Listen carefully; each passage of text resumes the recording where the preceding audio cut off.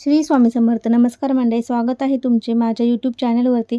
आजचा दिवस तुम्हाला खूप छान सुखाचा, आनंदाचा जावो हीच मी स्वामींच्या चरणी प्रार्थना करते आणि आपल्या आजच्या व्हिडिओला सुरुवात करते. उद्या 25 जून वार गुरुवार आणि या दिवशी आलेली आहे निर्जला एकादशी. प्रत्येक महिन्यामध्ये 2 एकादशी येतात आणि प्रत्येक एकादशीचं महत्त्व हे सुद्धा वेगवेगळं असतं. निर्जला एकादशी व्रत हे अत्यंत महत्त्वपूर्ण मानले जाते. भगवान विष्णूंना समर्पित असलेल्या या एकादशीचे व्रत केल्याने पुण्यफळ मिळते असं म्हटलं जातं. एवढंच नाही तर या एकादशीचा उपवास केल्याने 24 एकादशींचे पुण्यफळ प्राप्त होतं. म्हणजे वर्षभरात येणाऱ्या सर्व एकादशींचं पुण्य जे आहे तर ते मिळतं. असंच आणि म्हणूनच या दिवशी अनेक जण व्रत करून भगवान विष्णूंची पूजा करत असतात. या दिवशी भक्त अन्न आणि पाण्याशिवाय उपवास करतात आणि भगवान शिवांची पूजा सेवा करतात. त्यामुळे या एकादशीला निर्जला एकादशी असे म्हणतात. या दिवशी उपवास केल्याने सर्व प्रकारचे पापे दूर होतात आणि जीवनात आनंद व समृद्धी येते. निर्जला एकादशी ही सर्व एकादशीपैकी सर्वात महत्त्वाची आणि पुण्यफळ देणारी एकादशी मानली जाते आणि म्हणूनच तिला सर्वश्रेष्ठ मानलं जातं. जेव्हा महिन्याचा शुक्ल पक्ष येणाऱ्या एकादशीला पाणी न पिता म्हणजे निर्जल राहून उपवास केला जातो आणि म्हणूनच हा उपवास कठीण असून इतर एकादशींपेक्षा सर्वात विशेष मानला जातो.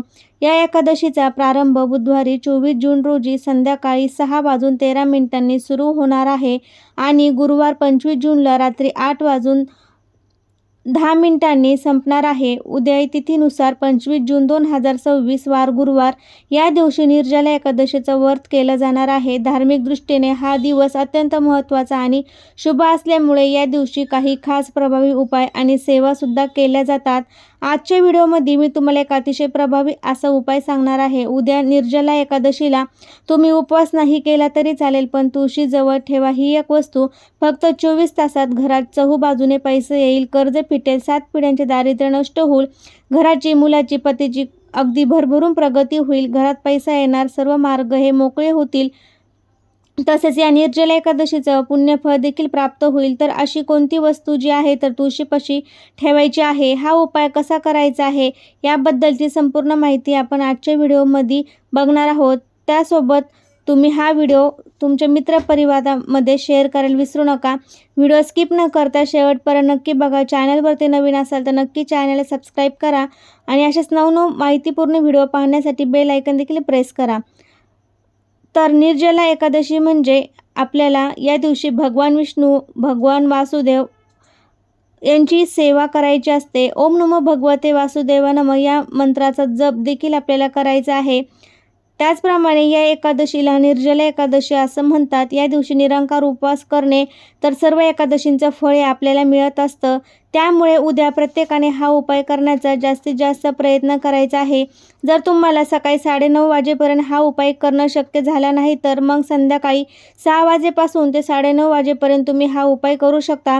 म्हणजे काय, सकाळी किंवा संध्याकाळी आपल्याला हा उपाय करता येणार आहे.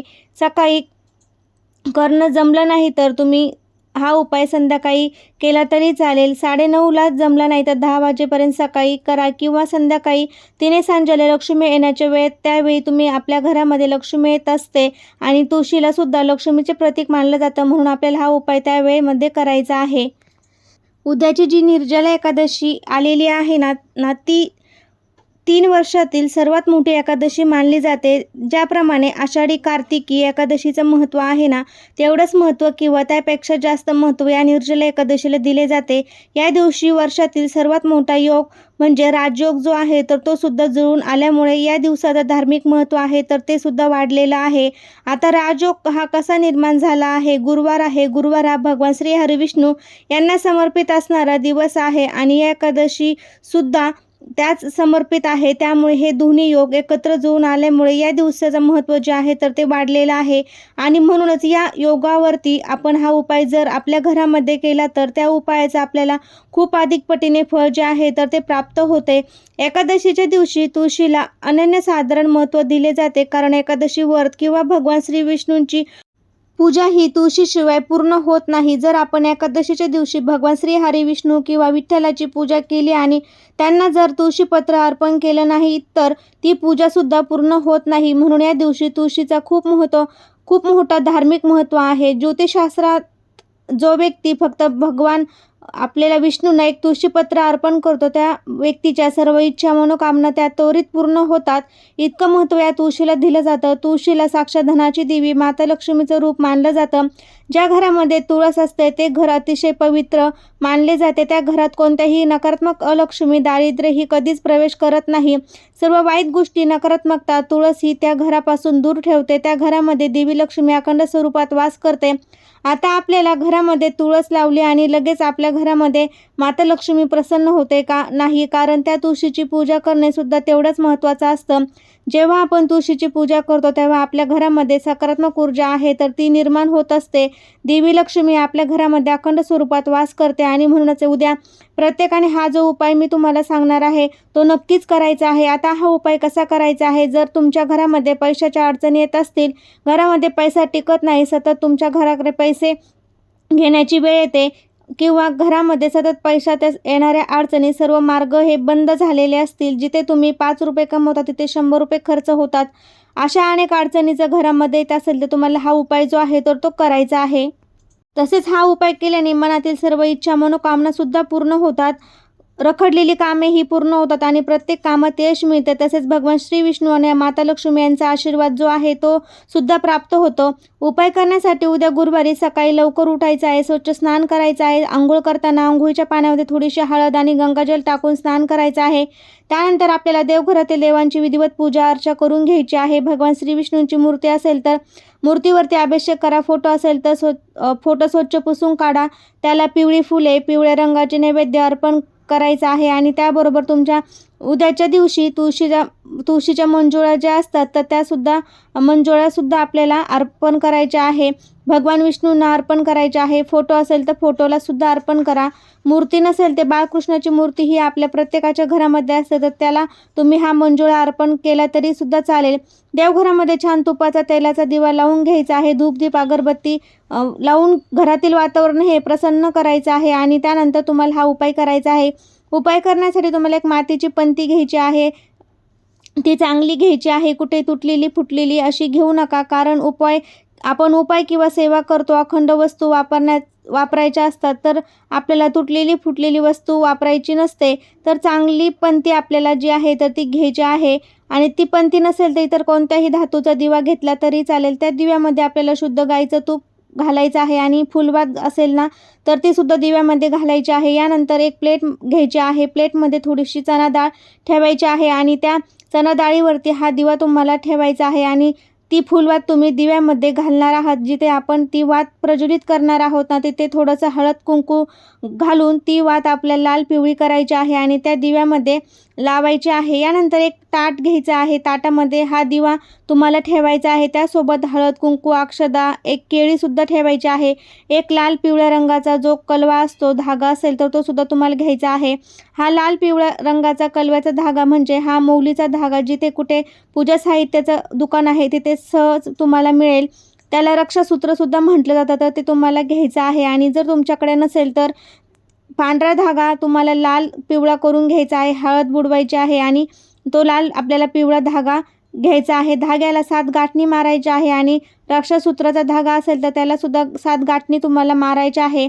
यानंतर तुम्हाला 1 रुपयाचं नाणं आहे तर ते घ्यायचं आहे आणि त्या नाण्याला सुद्धा थोडीशी हळद लावून घ्यायची आहे. आता नाणे जे आहे तर ते माता लक्ष्मीला अत्यंत प्रिय आहे.